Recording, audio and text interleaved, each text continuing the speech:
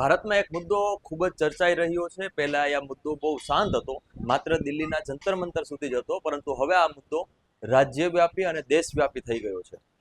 ઘણા બધા સેલિબ્રિટીઝ સોનમ વાંગચુકના સમર્થનમાં આવી રહ્યા છે અને આજે જે ઘટના બની છે એ ખરેખર ચોંકાવનારી ઘટના છે। શું છે તેની વિગતે ચર્ચા કરીશું। નમસ્કાર, હું સમ્રાટ અને તમે જોઈ રહ્યા છો ચક્રવાત।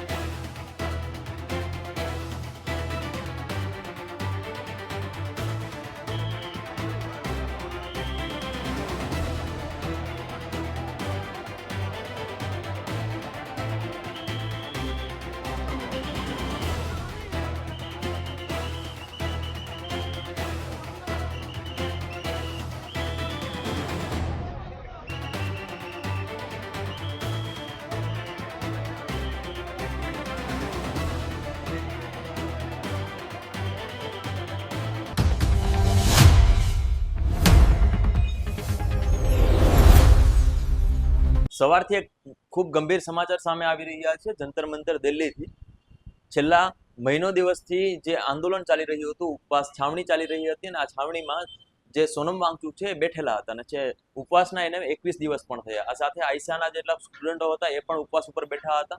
અચાનકથી વહેલી સવારે પોલીસ આવે છે અને જે જંતર મંતર ઉપર આંદોલનકારીઓ છે તેને હટાવી દેવામાં આવે છે। અભિજીત દીપકે જે સીજેપીના ફાઉન્ડર છે એમને પણ લઈ જવામાં આવે છે અને આ સાથે સોનમ વાંગચુક 21 દિવસથી આમરણ ઉપવાસ ઉપર બેઠા હતા એ સોનમ વાંગચુકને પણ બળજબરીપૂર્વક હોસ્પિટલ લઈ જવામાં આવે છે। હવે આ જે કાર્યવાહી થઈ રહી છે તેને લઈને ઘણા બધા પ્રશ્નો પણ સામે આવી રહ્યા છે। આ સાથે સીજેપીનું જે ટ્વિટર હેન્ડલ છે એમાં એક પોસ્ટ કરવામાં આવી છે ને એમાં દાવો કરવામાં આવ્યો છે કે અભિજીત દીપકે જે છે કોકરોચ જનતા પાર્ટીના સ્થાપક છે તેઓને पुलिस द्वारा मार मारवामा આવ્યો છે અને અટકાયત કરવામાં આવી છે।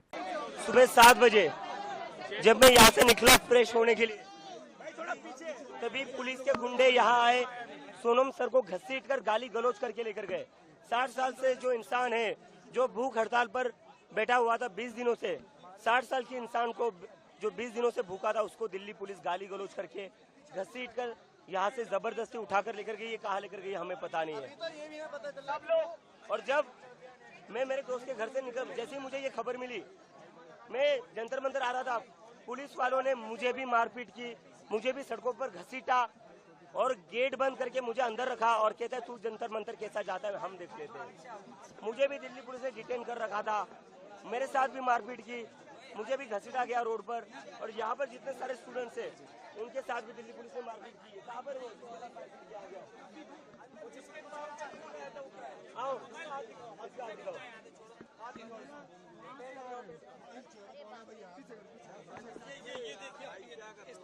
ये मेरे फोन भी छीन के लेके गए, लोगों के फोन भी छीन कर लेकर गए।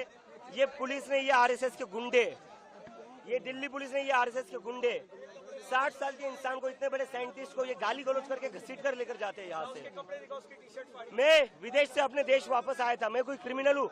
मेरे को इन लोगों ने सड़कों पर घसीटा, मेरे को सड़कों पर मारा इन लोगों ने।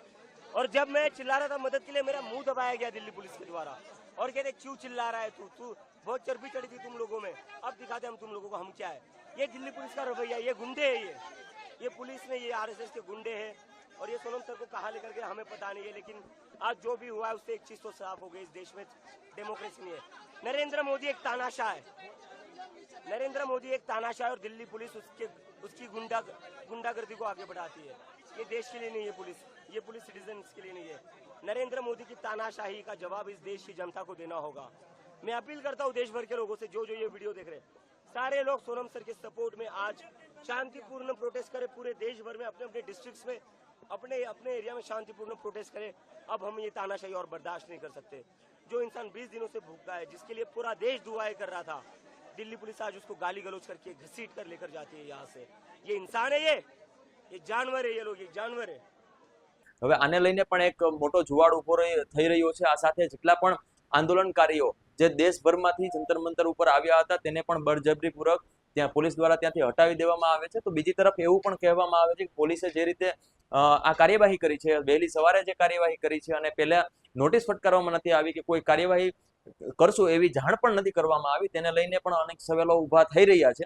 પરંતુ પોલીસનું એવું કહેવાનું છે કે દિલ્હી હાઈકોર્ટે જે રીતે અમને આદેશ આપ્યો હતો, દિલ્હી હાઈકોર્ટે એવું કહ્યું હતું કે કોઈ પણ જિંદગી અમૂલ્ય નથી એવું હોતું નથી, તમામ જિંદગીઓ અમૂલ્ય હોય છે. આથી જે તે સોનમ વાંગચુકને બચાવવા જોઈએ, એમનું અનશન પૂરું કરવું જોઈએ, આવો દાવો પણ પોલીસ દ્વારા કરવામાં આવી રહ્યો છે.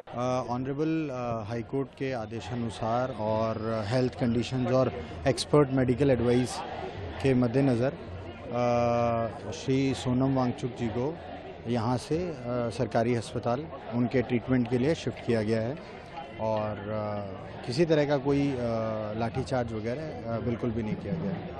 આગળના સમયમાં શું થઈ રહ્યું છે એ તો હવે ભવિષ્યનો સમય બતાવશે, પરંતુ અત્યારે જે પરિસ્થિતિ છે, જંતર મંતર ઉપર પોલીસ દ્વારા જે રીતે પ્રદર્શનકારીઓને હટાવવામાં આવી રહ્યા છે, આ સાથે સોનમ વાંગચુકની ધીમે ધીમે તબિયત બગડતી હતી. અત્યાર સુધીમાં લગભગ 9 કિલો વજન ઘટી ગયો છે. તમામ મુદ્દે આપનું શું માનવું છે અને પોલીસની કાર્યવાહી વિશે તમારું શું માનવું છે, કોમેન્ટ બોક્સમાં ચોક્કસથી જણાવજો. વિડીયો પસંદ આવ્યો હોય તો લાઈક, શેર અને અમારી ચેનલને સબસ્ક્રાઇબ કરવાનું ભૂલતા નહીં. નમસ્કાર.